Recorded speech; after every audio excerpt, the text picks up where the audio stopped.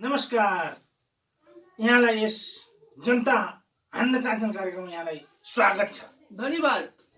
छ नि तपाईले यत्रो वर्ष रेडियो टेलिभिजन जस्ता संवाद कार्यक्रमहरू चलाउनु भयो, तर जनताको मन जित्न सक्नु भएन नि। किन बताइदिनुहोस्? जनता हान्न चाहन्छन्। मैले जनताको मन जितिसकेँ नि। जितेर नि मैले 665 भोट ल्याएँ नि। 665ले पुग्छ? तपाईले त भन्नुभएको थियो नि, मैले कहिल्यै हार्नै जानेको छैन, मेरो जीवनमा कहिल्यै हार भन्ने कुरै छैन भनेर तपाईँ आफैले भन्नुभएको थियो नि। तर हार्नुभयो। भन्नुहोस् तपाईले किन हार्नुभयो? जनता हान्न चाहन्छन्। होइन, मैले जीवनमा हार्नै नजानेकै त हो। बिलिजालाई थाहा छ, मैले विवाह गरेदेखि कहिले हारेछु त बिलिजा? छैन उहाँले हार्न जान्नुभएकै छैन। हजुर, हो त, तपाईँले सही कुरा भन्नुभयो हो।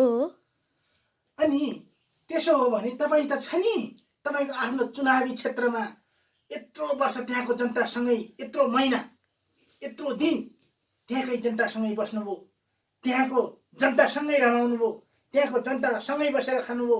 कहिल्यै चटपटे बनाउनु भयो, कहिल्यै ढिक्की कुट्नुभयो, कहिल्यै मकै भुट्नुभयो, कहिल्यै उखु बोक्नुभयो। तर पनि तपाईँलाई जनताले पत्याएनन् नि।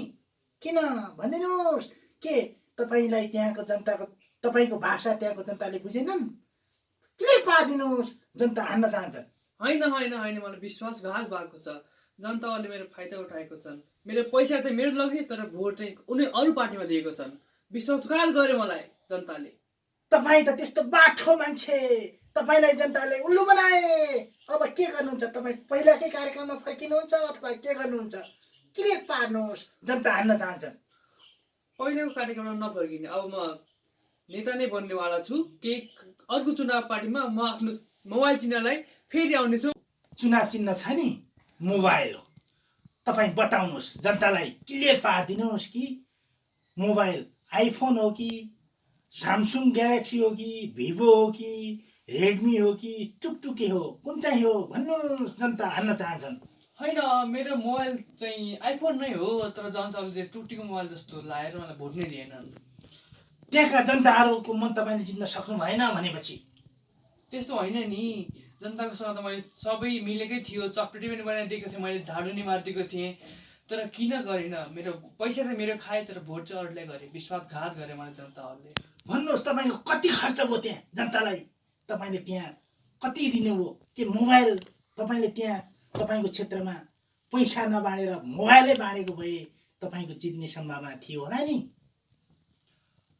असम्भव। मोबाइल चाहिँ कसरी बाँड्ने? जनतालाई त माया बाँडेको थिएँ, मैले पैसा पनि दिएको थिएँ, तर मैले विश्वासघात गरेको थियो जनताहरूले। त्यहाँ तपाईँ फेरि के तपाईँ पुरानै पेसामा फर्किनुहुन्छ या तपाईँकै निर्वाचन क्षेत्रका जनतासँग सँगै बसेर उहाँको दुःख सुखमा साथ दिएर सेवा गर्नुहुन्छ? के गर्नुहुन्छ बताउनुहोस्। जनता हान्न चाहन्छ। होइन, अब पत्रकारितामा नफर्किने म। अब फेरि यही ठाउँमा म मेहनत गर्छु र 5 वर्षपछि फेरि इलेक्सनमा जान्छु र जित्नेछु। जनतालाई यही सक्षम बनाउनेछु र आशा छ मलाई फेरि जनताले जिताउनेछन्। जनताको मन कसरी जित्नुहुन्छ अब बताउनुहोस्। अब काम गर्ने नि, कसरी जित्ने? काम गर्ने। जनताको के काम गर्नुहुन्छ? उनीहरूको घर घरमा गएर भाँडा मान्ने काम गर्नुहुन्छ? राम्रोसँग बोल्नुहोस्। तपाईँ व्रत बोलिराख्नु भयो है, राम्रोसँग बोल्नुहोस्। म व्रत बोलेकै छैन। व्रत बोलिराख्नु भयो तपाईँ। व्रत भन्नुहोस्। छ नि, जनताको तपाईँ सेवा गर्नुहुन्छ। हजुर। ल, धन्यवाद। यहाँ तपाईँ आफ्नो समयको बावजुद यहाँसम्म आइदिनु भयो, हाम्रो कार्यक्रममा पाइला टेकिदिनु भयो। तपाईँलाई धेरै धेरै धन्यवाद। हस्, धन्यवाद।